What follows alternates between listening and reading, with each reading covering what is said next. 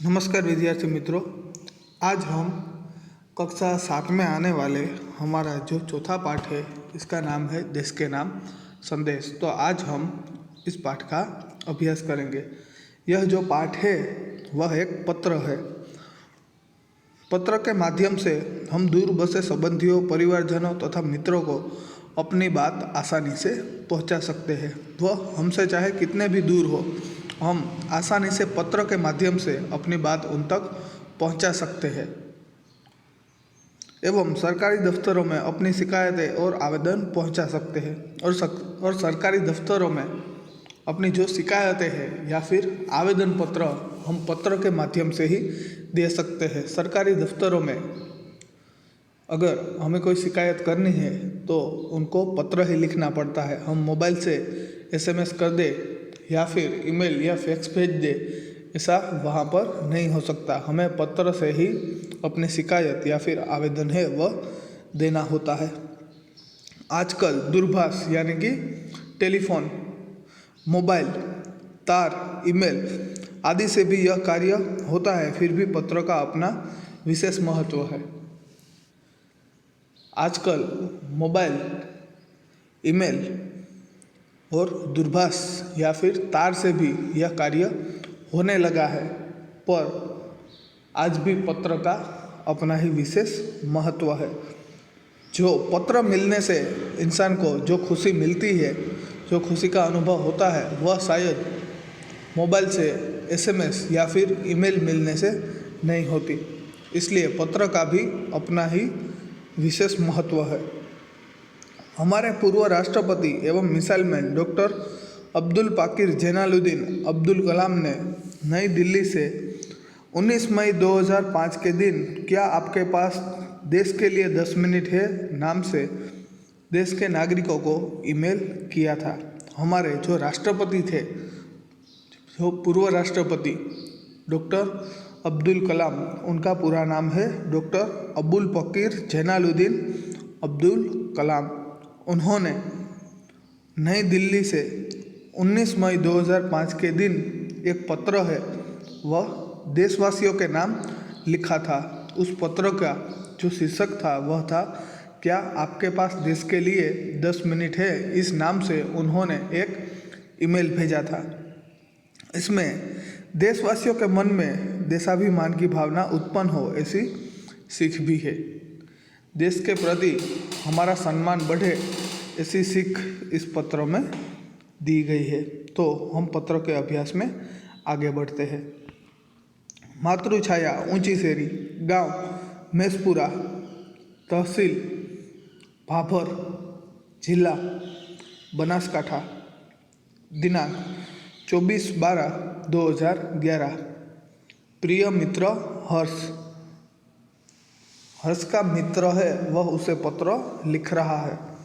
उसने पत्र के शुरुआत में लिखा है कि प्रिय मित्र हर्ष, यानी कि हर्ष के कोई मित्र ने उसे पत्र लिखा है और पत्र के अंत में उसका नाम भी दिया होगा। तो हम देख लेते हैं कि पत्र हर्ष को किसने लिखा है। तुम्हारा प्रिय मित्र किरण। तो किरण ने यहाँ पर हर्ष को पत्र लिखा है। प्रिय मित्र हर्ष, नमस्ते। मैं यहाँ सकुशल हूँ, आशा है वहाँ सभी सकुशल होंगे। कि मित्र हर्ष, मैं यहाँ पर सकुशल हूँ यानी कि स्वस्थ हूँ, तंदुरुस्त हूँ। मुझे आशा है कि वहाँ पर भी सब सकुशल होंगे। तुम्हारा खत मिला, पढ़कर मुझे खुशी हुई। मुझे तुम्हारा पत्र मिल गया है और उसे पढ़कर मुझे बहुत खुशी हुई। मैंने डॉक्टर अब्दुल कलाम का देशवासियों के नाम भेजा गया एक ईमेल पढ़ा, वही तुम्हारे लिए प्रेषित कर रहा हूँ। मैंने डॉक्टर अब्दुल कलाम ने जो देशवासियों को जो ईमेल भेजा था वह मुझे बहुत पसंद आया और वही ईमेल मैं तुम्हें भी भेज रहा हूँ। डॉक्टर कलाम अपने संदेश की शुरुआत में ही पूछते हैं कि क्या आपके पास अपने देश के लिए 10 मिनट का समय है।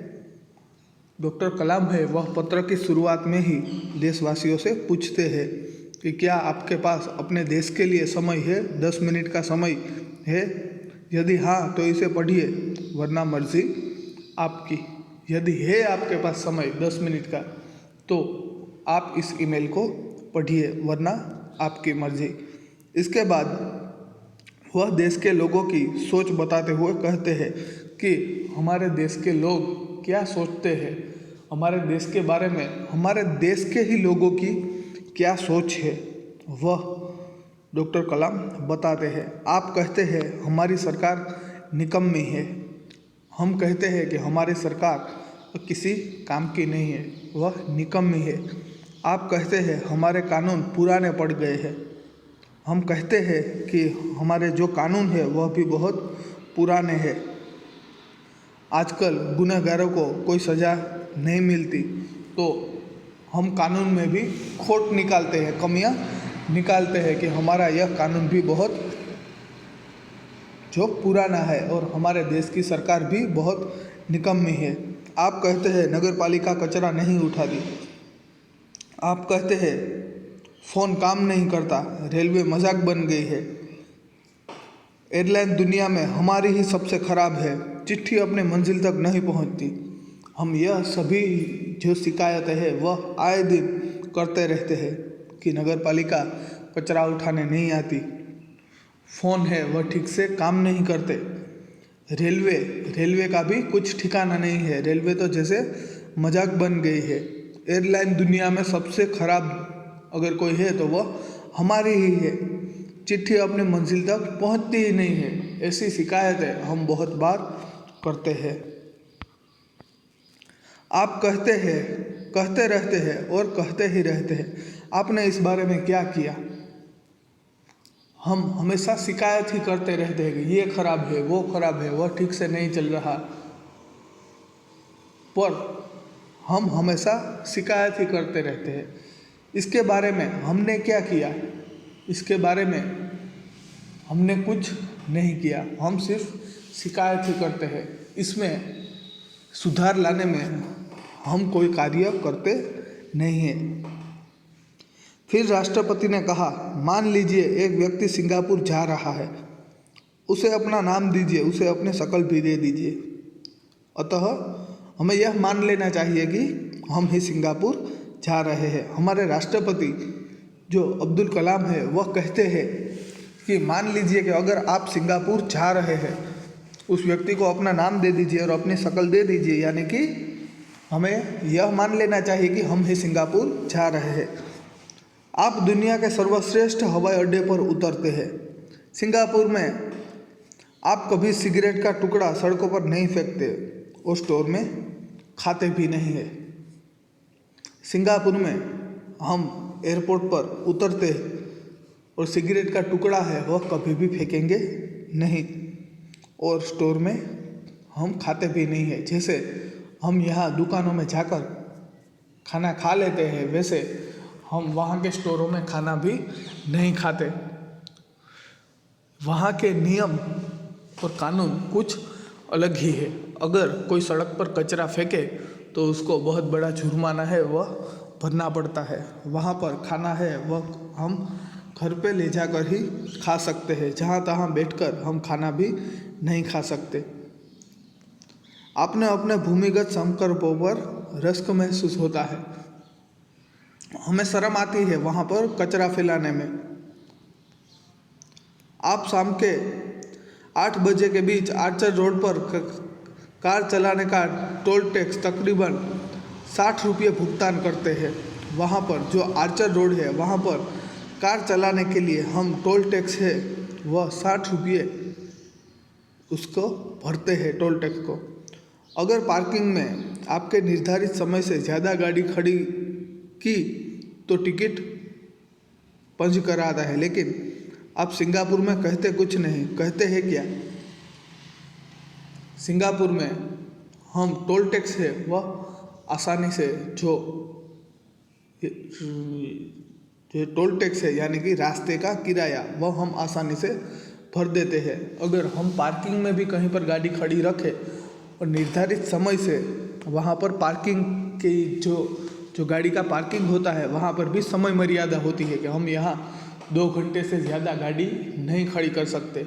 2 घंटे से ज़्यादा अगर हो जाए तो हमें वहाँ पर पैसे भरने पड़ते हैं, ज़्यादा देर वहाँ पर गाड़ी रोकने के लिए।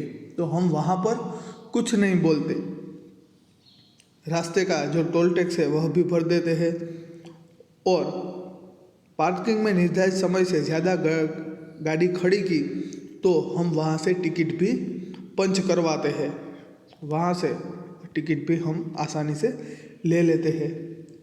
पर हम वहाँ सिंगापुर में कुछ नहीं बोलते और अपने देश में हम टोल टैक्स भरते नहीं हैं और पार्किंग में जैसे तैसे गाड़ी हम खड़ी कर देते हैं। दुबई में आप रमज़ान के दिनों में सार्वजनिक रूप से कुछ भी खाने का साहस नहीं करते, जिहाद में बिना सर ढके बाहर नहीं निकलते।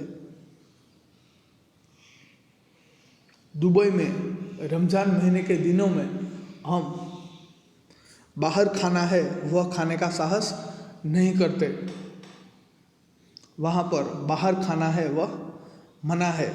बीच सड़क पर हम किसी भी छोटी दुकान पे हम जाए तो वह फूड पैकेट है वह हम बाहर कहीं पर भी खा नहीं सकते, उसे घर पे ले जाकर या फिर कोई ऐसी जगह पर ले जाकर कि जहाँ कोई आता जाता नहीं है, ऐसी जगह पर हम जाकर ही खाना खा सकते हैं। वहाँ सार्वजनिक रूप से खुले में हम खाना नहीं खा सकते। और हमारे भारत में हम मन चाहे वहाँ पर खड़े होकर खाना खा लेते हैं। कई बार तो रास्ते के बीच हम कोई फूड पैकेट, वेफर का पैकेट है वह खाते हुए जाते इंसान को देख सकते हैं, कोई चॉकलेट खाता जाता है।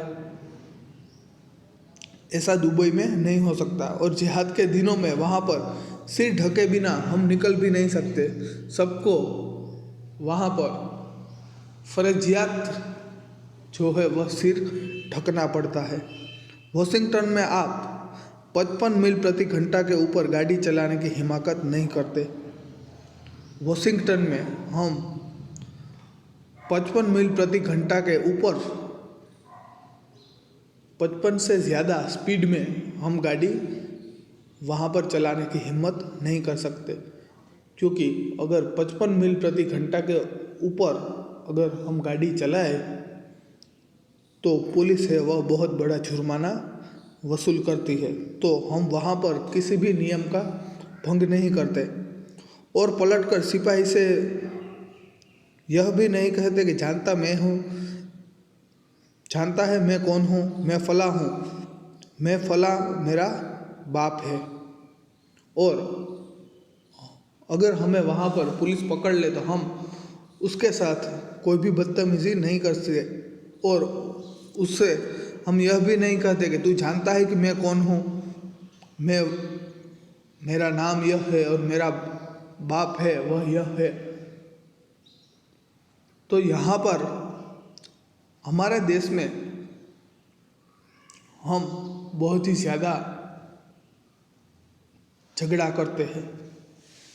अगर कोई सिपाही, कोई पुलिस वाला अगर हमें पकड़े भी तो हम उसके साथ यह सब बात है वह करते हैं, उसे बोलते हैं कि तू जानता है मैं कौन हूँ, मैं वो हूँ, मेरा बाप वो है। ऐसी ऐसी बातें हम वॉशिंगटन में अगर सिपाही हमें पकड़ ले तो उसके साथ नहीं करते। क्यों नहीं करते? क्योंकि वहाँ पर जो कानून है वह बहुत ही सख्त है और अगर हमने एक बार कोई नियम तोड़ा तो उसका भारी जुर्माना हमें भुगतना पड़ता है। तो जैसा व्यवहार हम विदेश में करते हैं, जैसा अच्छा बर्ताव, अच्छे इंसान बनकर हम विदेश में रहते हैं, वैसा बर्ताव है वह हम अपने देश में नहीं करते। तो यह फ़र्क है कि हम विदेश में कैसा व्यवहार करते हैं और हमारे देश में कैसा व्यवहार करते हैं। वहाँ पर पुलिस के साथ हम झगड़ा नहीं कर सकते और यहाँ पर अपने देश में हम कचरा फैलाते हैं, जहाँ तहाँ खाना खाते हैं, जहाँ तहाँ कचरा फेंक देते हैं और पुलिस वालों के साथ भी हम बदतमीज़ी करते हैं और उसे अपनी पहचान और अपने बाप का हम रुबाब भी दिखाते हैं। तो यह है हमारे देश की, हमारे देश में हम ऐसा करते हैं।